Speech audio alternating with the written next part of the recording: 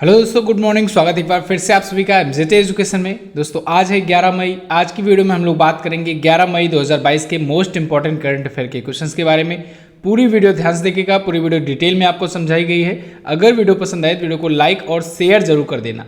Channel पर नए आए हो चैनल को सब्सक्राइब करो, बेल आइकन को प्रेस करो, जिससे आने वाली वीडियोज़ का नोटिफिकेशन भी आप तक पहुँचता रहे। इसकी पीडीएफ और डिटेल के साथ क्विज दोस्तों मिलेगी आपको हमारे एप्लीकेशन पर, वहाँ से भी आप डाउनलोड कर सकते हैं। एमजेटी ऐप पर ही दोस्तों अप्रैल मंथ की ई बुक आ चुकी है, हिंदी और इंग्लिश दोनों लैंग्वेज में, तो आप जाकर के इसे ले सकते हैं। पिछले 3 सालों से ई बुक लॉन्च की जा रही है, जो कि आपको मिल जाएगी वहाँ पर, तो आप जाकर के ले सकते हैं अगर कभी भी चाहिए। 2021 2020 का सबका वहाँ पर अवेलेबल है एमजेटी ऐप पर। तो गूगल प्ले स्टोर से इसे आप डाउनलोड कर सकते हैं और यहाँ पर स्पेशल बैचेज भी हैं, इनको भी आप परचेज कर सकते हैं। चलिए तो बात करते हैं लास्ट डे के क्वेश्चंस की, कहीं आप भूल ना जाओ। क्विक क्लिक कर लेते हैं रिवीजन। अभी हाल ही में उत्तर प्रदेश सरकार ने अपने गांव को मुफ्त में हाई स्पीड इंटरनेट कनेक्टिविटी प्रदान करने का फैसला लिया है। नीरज चोपड़ा और यूट्यूब इंडिया के साथ समझौता हुआ है एक शॉर्ट फिल्म के लिए। इसमें नीरज चोपड़ा अपनी कहानियां बताएंगे। इसके अलावा सुधांशु धूलिया और जमशेद बुरजोर पारदीवाला, इन दोनों को सुप्रीम कोर्ट में दोस्तों न्यायाधीश के रूप में प्रमोट किया गया है। वहीं इसरो के साथ कौशल विकास मंत्रालय ने अपना प्रशिक्षण कार्यक्रम शुरू किया हुआ है। ठीक है ना। अच्छा, एक मिस्टेक हुई थी। कौशल विकास मंत्री दोस्तों हैं धर्मेंद्र प्रधान जी, याद रखिएगा, मैं पिछले वाले संस्करण का बता दिया था। धर्मेंद्र प्रधान अभी वर्तमान में कौशल विकास मंत्री हैं, इनको अपडेट कर लीजिए। इसके अलावा टीवीएस मोटर कंपनी का प्रबंध निदेशक सुदर्शन वेणु जी को नियुक्त किया गया है। और चाइना में होने वाले एशियन गेम्स 2022 को फिलहाल के लिए 2023 के लिए पोस्टपोन कर दिया गया है। 8 मई को वर्ल्ड रेड क्रॉस डे मनाया गया, बहुत इंपॉर्टेंट डे है, इसको आप याद रखेंगे। HPCL यानी हिंदुस्तान पेट्रोलियम कॉर्पोरेशन लिमिटेड के नए चेयरमैन एंड मैनेजिंग डायरेक्टर बन गए हैं पुष्प कुमार जोशी। CRS रिपोर्ट के अनुसार भारत में 2020 के दौरान मृत्यु दर में दोस्तों 6.2% की वृद्धि देखने को मिली है।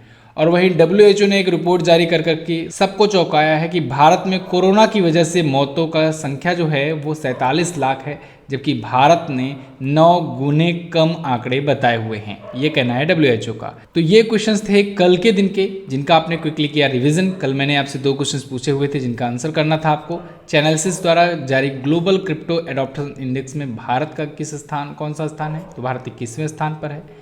अभी हाल में कौन सा ऑपरेशन RPF के द्वारा चलाया गया था इनमें से, तो ये सभी ऑपरेशन चलाए गए थे। मैंने आपको उस वीडियो में बताया भी था कौन सा ऑपरेशन किस कारणवश था, ठीक है ना। और भी 2 ऑपरेशन बताए थे। चलिए तो अब बात करेंगे आज के दिन के क्वेश्चंस की। तो आज का हमारा पहला इंपॉर्टेंट क्वेश्चन है, किस राज्य सरकार ने सरकारी स्कूलों में मिड डे मील के साथ साथ नाश्ता उपलब्ध कराने की घोषणा करी है। तो दोस्तों तमिलनाडु सरकार ने अब स्कूलों में मिड डे मील में जो लंच दिया जाता था उसके अलावा सुबह में स्टूडेंट्स को नाश्ता भी प्रोवाइड कराए जाने की घोषणा करी हुई है। तो यानी अब इंडिया का पहला ये स्टेट बन गया है जो मिड डे मील के साथ साथ अब नाश्ता भी देगा, ठीक है ना।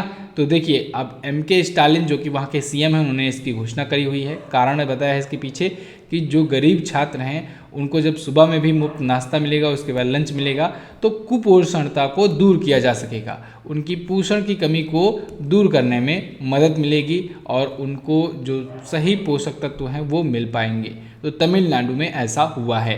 तमिलनाडु आया है तो आप देखेंगे मैप में सबसे नीचे यहाँ पर भारत में है तमिलनाडु। चेन्नई, जिसका पुराना नाम मद्रास था, क्या नाम था, मद्रास, तो ये इसकी राजधानी है। DMK पार्टी से यहाँ के CM हैं। RN रवि यहाँ के गवर्नर हैं और M दुर्रायस्वामी यहाँ के हैं चीफ जस्टिस। अच्छा, पुलिकट, कालीवली, सिंगालनूर ये यहाँ की प्रमुख झीलें हैं। Guindy national park, Annamalai tiger reserve, Mudumalai national park प्रमुख नेशनल पार्क हैं। भरतनाट्यम, करगट्टम, ओलियट्टम लोक नृत्य है, ठीक है ना, बहुत प्रमुख है, बहुत ही फेमस है यहाँ का। रामेश्वरम, ऊटी, कन्याकुमारी, कांचीपुरम चर्चित स्थल हैं। अगला देखते हैं, हाल ही में मियामी ग्रैंड प्रिक्स 2022 किसने जीता। तो दोस्तों Miami Grand Prix Formula 1 race, F1 race, इसको जीत लिया है मैक्स वर्स्टैपेन ने। मैक्स वर्स्टैपेन यहाँ पर आपको इमेज में दिख रहे हैं, ये रेडबुल के ड्राइवर हैं। किसके ड्राइवर हैं, रेडबुल के ड्राइवर हैं। तो इन्होंने जीत लिया है दोस्तों, क्या जीता है, मियामी ग्रैंड प्रिक्स। अभी तक इस सीजन में 5 रेस हुई हैं और 5 में से 3 अकेले मैक्स वर्स्टैपेन ने जीते हैं। रेडबुल के खिलाड़ी हैं और रहने वाले हैं ये नीदरलैंड के। इन्होंने फेरारी के चार्ल्स लेक्लेयर को सेकेंड स्थान पर छोड़ते हुए टॉप पोजीशन हासिल करी मियामी ग्रैंड प्रिक्स में। ठीक है, अभी तक देखो 2022 में इस सीजन में कौन कौन सी हुई हैं रेस, इनको आप जान लो। बहरीन ग्रां प्री चार्ल्स लेक्लेयर ने जीती। ठीक है, सबसे पहला हुआ था। फेरारी के ये हैं ड्राइवर और मोनाको के रहने वाले हैं। सऊदी अरेबियन ग्रैंड प्री, इसके बाद फिर एमिलिया रोमांगना ग्रैंड प्री और मियामी ग्रैंड प्री, इनको तीनों को जीता है किसने? मैक्स वर्स्टैपेन ने। रेडबुल के खिलाड़ी हैं, नीदरलैंड के रहने वाले हैं। और again Australian grand pre Charles LeClair ने जीता था। अच्छा, अगर पूछा जाए दुनिया में सबसे ज़्यादा रेस कौन जीता है तो आप बताएंगे लुइस हैमिल्टन। लुइस हैमिल्टन, इन्होंने दुनिया में सबसे ज़्यादा F1 रेस जीती हुई हैं और 7 बार के वर्ल्ड चैंपियन रहे हैं।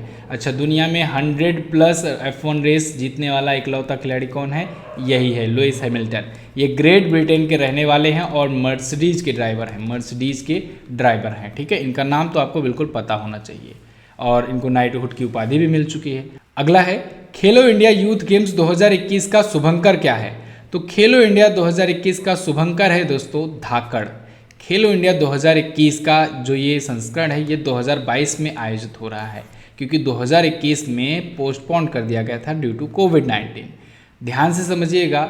देखिए, खेलो इंडिया 2021 ये पंचकुला हरियाणा में होने वाला था, लेकिन पोस्टपोन कर दिया गया 2022 में अब होने जा रहा है।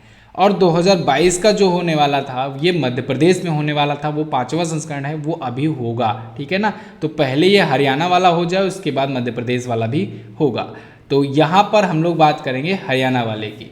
तो ये खेलो इंडिया यूथ गेम्स है। तो यहाँ पर अभी धाकड़ नाम से मस्कट लॉन्च किया गया है।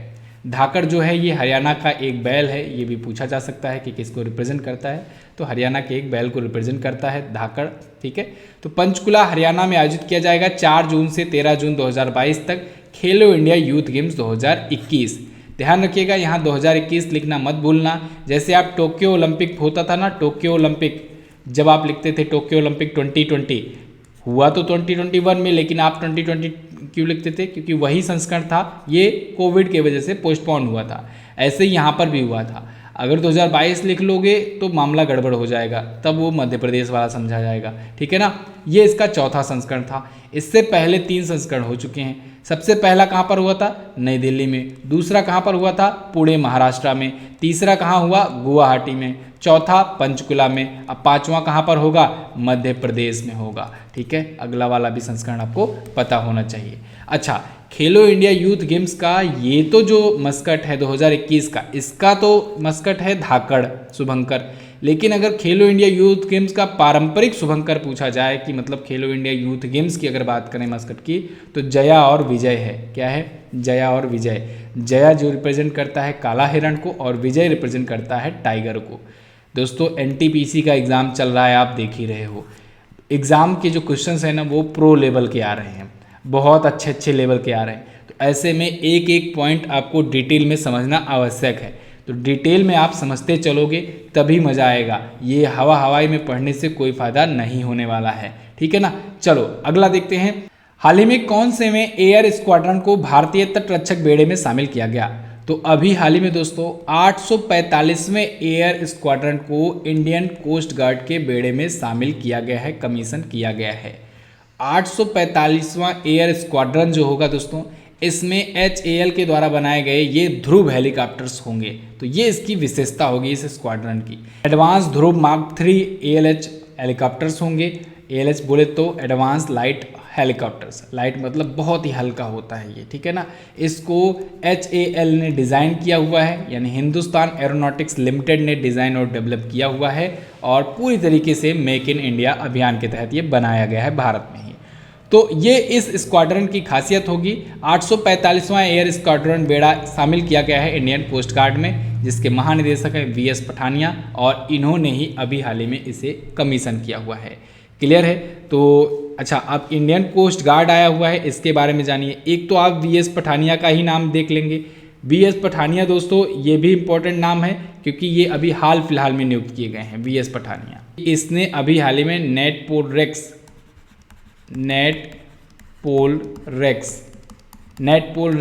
ये नाम से एक अभ्यास किया था। राष्ट्रीय स्तर का ये अभ्यास था, इंडियन कोस्ट गार्ड के द्वारा आयोजित किया गया था। और वहीं इंडियन कोस्ट गार्ड के साथ ही दोस्तों इसमें 5वां अगस्ती जहाज भी ICGS सक्षम इसको भी कमीशन किया गया था। ये 5वां दोस्तों इस सीरीज में था अब तटीय गश्ती जहाज़ों में, तो इसको शामिल किया गया। इससे पहले के 4 जो थे वो कौन कौन, ICGS सचेत, ICGS सुजीत, ICGS सार्थक और अब ICGS सजग। इसके बाद 5वां ICGS सक्षम इसको भी शामिल किया गया हाल फिलहाल में। तो ये रही इन्फॉर्मेशन दोस्तों भारतीय तटरक्षक बल से। HAL के बारे में बात करेंगे तो हिंदुस्तान एरोनॉटिक्स लिमिटेड की स्थापना 1940 में हुई थी। बेंगलुरु में हेडक्वार्टर है, महानिदेशक हैं R माधवन। अगला देखते हैं, हाल ही में किस व्यक्ति को ब्रिटिश सम्मान MBE से सम्मानित किया गया। तो दोस्तों अभी हाल ही में गुरुस्वामी कृष्णमूर्ति जो कि भारतीय मूल के हैं, इनको तीसरे सर्वोच्च ब्रिटिश सम्मान MBE पुरस्कार से सम्मानित किया गया है। ये दोस्तों एक पेनलॉन नाम की कंपनी है जो कि मेडिसिन निर्माता कंपनी है और स्वास्थ्य संबंधित सभी प्रकार के प्रोडक्ट्स को, सर्विसेज को ये प्रोवाइड करती है। तो इस कंपनी की ये CEO हैं और ये ब्रिटेन में चूंकि रहते हैं, हालांकि हैं भारतीय मूल के, इनका जन्म तमिलनाडु के मदुरई में हुआ था, लेकिन ये ब्रिटेन में इस कंपनी के CEO हैं। इनको अभी हाल में ब्रिटिश साम्राज्य का तीसरा सबसे उत्कृष्ट सम्मान MBE मिला हुआ है। MBE बोले तो honorary member of the Order of the British Empire के नाम से जाना जाता है। इससे पहले 2 पुरस्कार होते हैं बड़े, कौन कौन से होते हैं, एक होता है CBE, एक होता है OBE, ठीक है ना। अच्छा, ये जो है ये सर्वोच्च रैंक वाला तो है, लेकिन इन दोनों में नाइटहुड और डेमहुड को आप हटा देंगे। ये नाइटहुड और डेमहुड ये अलग ही है, ठीक है ना। इसमें ये अवार्ड मिलता है तो सर जोड़ता है, आपको पता होगा। जैसे अभी मैंने शुरुआत में बताया कि लुइस हैमिल्टन को नाइटहुड की उपाधि मिली है, तो लुइस हैमिल्टन के नाम के आगे आप बोलेंगे सर, ठीक है। अच्छा, यहाँ पर MBE के बारे में हम लोग बात कर रहे थे। ये तो होता है honorary member of the Order of the British Empire. ऐसे होता है दूसरा CBE होता है commander of the Order of the British Empire. और तीसरा जो होता है वो होता है OBE यानी officer of the Order of the British Empire. ये जो खास बात है कि ये तीनों पुरस्कार दोस्तों साल भर में 2 बार दिए जाते हैं, ठीक है ना। तो ये भी आप याद रखेंगे, 2 बार ये दिए जाते हैं। अगला क्वेश्चन देख लेते हैं, हाल ही में किस देश के प्रधानमंत्री ने आर्थिक संकट के बीच इस्तीफा दे दिया। तो अभी हाल ही में श्रीलंका के प्राइम मिनिस्टर ने दोस्तों, जो कि है महिंदा राजपक्षे, इन्होंने श्रीलंका में काफ़ी ज़्यादा विवादों के चलते इस्तीफा दे दिया है। आपको पता होगा श्रीलंका में दोस्तों आर्थिक संकट आया हुआ है, जगह जगह प्रदर्शन चल रहे हैं और कल की सिचुएशन, परसों की सिचुएशन तो बहुत ज़्यादा ख़राब हो गई थी। समझ लीजिए इनको अपनी जान बचानी पड़ी, इन पर भी अटैक हो रहे थे, एक सांसद की हत्या भी हो गई प्रदर्शनकारियों के द्वारा। तो इतनी सिचुएशन बहुत ज़्यादा वहाँ पर ख़राब हो चुकी है प्रदर्शनकारियों के थ्रू, और वहाँ पर आर्थिक संकट तो इतना है कि समझ लो कि 500 रुपये में तो लगभग में तो 1 लीटर दूध मिल रहा है वहाँ पर। अब आप समझ सकते हो कि कितनी ज़्यादा महंगाई आ गई है, कितना क्या कुछ हो गया है वहाँ पर। तो इन्होंने अब फाइनली जा कर के इस्तीफ़ा दे दिया है, ठीक है ना। इन्होंने इस्तीफ़ा किसको दिया, अपने छोटे भाई गोटाबाया राजपक्षे को। अगर आप इनकी कैबिनेट पर नज़र डालोगे तो इन्हीं के भाई, इन्हीं के रिश्तेदार सब कुछ वही हैं कैबिनेट में, सब बड़े भाई, छोटे भाई, बुआ के लड़के, मामा के लड़के, पूरी की पूरी कैबिनेट ऐसे ही भरी हुई है। तो फिलहाल इन्होंने अपने छोटे भाई और वहाँ के राष्ट्रपति गोटाबाया राजपक्षे को अपना इस्तीफ़ा सौंप दिया है, श्रीलंका के प्राइम मिनिस्टर महिंदा राजपक्षे ने। 1948 में जब ब्रिटेन से आज़ाद हुआ था श्रीलंका, उसके बाद से पहली बार ऐसा हुआ है जब इतना ख़राब सिचुएशन आ गई है। अभी खाद्य आपातकाल यानी फूड इमरजेंसी की भी घोषणा करी गई थी और अभी एक बार दोबारा से इमरजेंसी इम्पोज कर दिया गया है यहाँ पर। तो फिलहाल गोटाबाया राजपक्षे यहाँ के प्रेसिडेंट हैं। यहाँ पर आप देख पाओगे मैप में, ये है श्रीलंका, जयवर्धनेपुरा कोट्टी यहाँ की राजधानी है, रुपया करेंसी है, पार्लियामेंट संसद का नाम है। अगला, हाल ही में सनवे फॉरेन मेरा ओपन शतरंज टूर्नामेंट किसने जीता। तो इस टूर्नामेंट को जीत लिया है दोस्तों डी गुकेश ने। डी गुकेश आपको याद होगा दोस्तों, भारत के सबसे कम उम्र के ग्रैंड मास्टर बनने का रिकॉर्ड रखते हैं अपने नाम, ठीक है ना। सबसे कम उम्र के सबसे युवा ये ग्रैंड मास्टर हैं भारत के। तो इन्होंने ये जीत लिया हुआ है, इन्होंने हैट्रिक लगा दी है जीत की। इन्होंने अभी कुछ दिन पहले ला रोडा चैंपियनशिप जीती थी, फिर उसके बाद मोनार्का ओपन जीते और अब चेसेबल सनवे फोरमेना ओपन शतरंज टूर्नामेंट जीत लिए हैं। लगातार 3 खिताब जीत करके हैट्रिक लगा दिया है इन्होंने। अच्छा, भारत के अगर पहला ग्रैंड मास्टर पूछा जाए तो आप विश्वनाथन आनंद बताएंगे। इनकी किताब बहुत पूछी जाती है, इनकी किताब क्या था, माइंड मास्टर किताब पूछी जाती है, याद रखेंगे आप। अभिमन्यु मिश्रा ये दुनिया के सबसे कम उम्र के ग्रैंड मास्टर हैं, क्लियर। ये शतरंज यानी चेस से संबंधित ये टर्म्स है, ग्रैंड मास्टर, ठीक है। ग्रैंड मास्टर जो शब्द है ये किस खेल से संबंधित है, ऐसे भी क्वेश्चंस बने हैं। चलिए अगला, हाल ही में किस राज्य सरकार ने मुख्यमंत्री मुफ्त सीवर कनेक्शन योजना शुरू की? तो अभी हाल ही में दिल्ली राज्य सरकार ने दोस्तों मुख्यमंत्री मुफ्त सीवर कनेक्शन योजना शुरू करी हुई है। दिल्ली के सीएम अरविंद केजरीवाल जी ने इसकी घोषणा करी हुई है। दिल्ली में, पूर्वी दिल्ली में खास करके 25,000 घरों को मुख्यमंत्री मुफ्त सीवर कनेक्शन योजना के तहत फ्री में सीवर कनेक्शन प्रोवाइड कराए जाएंगे। और इसका मेन पर्पज़ यही है कि यमुना नदी में उतरने वाले जो सीवेज हैं उनको रोका जा सके। यमुना नदी में दोस्तों कॉलोनियों से सीवेज कनेक्शन से 2.5 करोड़ लीटर का कचरा जो है यमुना नदी में गिरता है। इससे यमुना नदी तो गंदी होती ही है, इससे इस चीज़ का भी फ़ायदा हो पाएगा। ओके, अच्छा, अभी वैक्यूम आधारित सीवर सिस्टम वाला भारत का पहला शहर बना था आगरा, तो ये भी आप याद रखेंगे। Agra vacuum based sewer system वाला भारत का पहला शहर है। दिल्ली गवर्नमेंट आई है, दिल्ली गवर्नमेंट के बारे में हम लोग बात करेंगे। अभी दिल्ली गवर्नमेंट ने दोस्तों अपने राज्य के केंद्र शासित प्रदेश कहेंगे, वहाँ के स्कूलों में दोस्तों इरादा कर लिया है, हमने नाम से गीत लॉन्च किया था और ये पहला शिक्षा गीत है, ठीक है ना। इरादा कर लिया है हमने। इसके अलावा सरकारी स्कूलों में ही हॉबी हब इन्होंने शुरू किया था। देश के मेंटर प्रोग्राम इन्होंने शुरू किए। इसके बाद देश के मेंटर प्रोग्राम का सोनू सूद को ब्रांड एम्बेसडर भी बनाया गया था। और इलेक्ट्रिक व्हीकल्स के लिए माई ईवी पोर्टल भी इन्होंने ही अभी लॉन्च किया था। ओके, ये सभी पॉइंट्स आप याद रखेंगे दिल्ली से। अगला क्वेश्चन, हाल ही में भारतीय मूल के कौन से व्यक्ति सीआईए के पहले सीटीओ बने? तो सीआईए के पहले सीटीओ दोस्तों बन गए हैं नंदमूल चंदानी। ध्यान रखिएगा, ये भारतीय मूल के हैं और अमेरिकी खुफिया एजेंसी का नाम होता है सीआईए। सीआईए के पहले चीफ टेक्नोलॉजी ऑफिसर बन चुके हैं। ये बहुत बड़ा पद है, समझ लीजिए अपने आप में। सीआईए जो है अमेरिका की खुफिया एजेंसी है और इसके ये सीटीओ बन चुके हैं नंदमूल चंदानी, भारतीय मूल के हैं। तो इन्हें पहला सीटीओ बनाया गया है, यानी अभी सीआईए में ये पद था नहीं, पहला चीफ टेक्नोलॉजी ऑफिसर इनको बनाया गया है। इससे पहले ये अमेरिकी डिफेंस डिपार्टमेंट में ही आर्टिफिशियल इंटेलिजेंस सेंटर के सीटीओ और कार्यवाहक निदेशक के रूप में काम कर रहे थे। तो फिलहाल इनको नियुक्त किया गया है, ये भारतीय मूल के हैं, ठीक है ना। सीआईए के बारे में बात करेंगे तो 26 जुलाई 1947 को स्थापना हुई, वर्जीनिया में हेडक्वार्टर है और अध्यक्ष हैं विलियम जे बर्न्स। ओके, अच्छा, अब खुफिया एजेंसियों की बात आ ही गई है, चलिए थोड़ा सा रिवाइज करा देते हैं दुनिया भर की खुफिया एजेंसियों के नाम। जैसे भारत में अगर बात करेंगे तो भारत में 2 टाइप की खुफिया एजेंसी काम करती है। कौन कौन सी? एक तो दोस्तों अगर भारत के अंदर में बात किया जाए तो इंटेलिजेंस ब्यूरो है, आईबी जिसे कहते हैं। अगर विदेशों में इंटेलिजेंस का काम करना हो तो फिर RANW है, रिसर्च एनालिसिस एंड विंग, जिसे रॉ के नाम से हम लोग जानते हैं। 2 खुफिया एजेंसी भारत की हो गई। पाकिस्तान की है ISI। इसके अलावा रसिया की कौन सी है? KGB, ये रसिया की है, काफ़ी खतरनाक खुफिया एजेंसी है। KGB के ही जासूस हुआ करते थे एक टाइम पर व्लादिमीर पुतिन, आज तो प्रेसिडेंट है, ठीक है। इसके अलावा मोसाद आप याद रखेंगे, ये इजराइल की खुफिया एजेंसी है, मोसाद, ठीक है। CIA जो है ये अमेरिका की खुफिया एजेंसी है। MI5 ये ब्रिटेन की खुफिया एजेंसी है, सबसे पुरानी एजेंसियों में से एक मानी जाती है। सबसे पहले ब्रिटेन ही ये कलाकारी शुरू किया था। अगला देखते हैं, किस पद्म पुरस्कार से सम्मानित प्रसिद्ध संतूर वादक पंडित शिव कुमार शर्मा जी का निधन हो गया? तो पंडित शिव कुमार शर्मा जी दोस्तों अब नहीं रहे, इन्हें पद्मश्री और पद्म विभूषण से नवाजा गया था। भारत के महान संतूर वादक पंडित शिव कुमार शर्मा जी का निधन हो गया है। 84 वर्ष की उम्र में इनका मुंबई में किडनी फेलियर की वजह से निधन हुआ। हालांकि किडनी फेलियर से ये जूझ रहे थे, लेकिन हार्ट अटैक आया लास्ट टाइम पर। और पद्म विभूषण से इनको 2001 में सम्मानित किया गया था, जो कि भारत का दूसरा सर्वोच्च सम्मान होता है। और पद्मश्री से 1991 में इनको नवाजा गया था। संतूर जो होता है दोस्तों, ये जम्मू कश्मीर का वाद्य यंत्र होता है। इंपॉर्टेंट पॉइंट है, याद रखिएगा। संतूर जो है ये जम्मू कश्मीर का वाद्य यंत्र है। संतूर बेसिकली 100 तार वाला एक होता है, तो 100 तार की वजह से इसे संतूर नाम दे दिया गया, ठीक है ना। तो एक वाद्य यंत्र है, इसको इंटरनेशनल फेम दिलाने का श्रेय इन्हीं को जाता है। विश्व प्रसिद्धि संतूर को इन्हीं की वजह से मिली थी।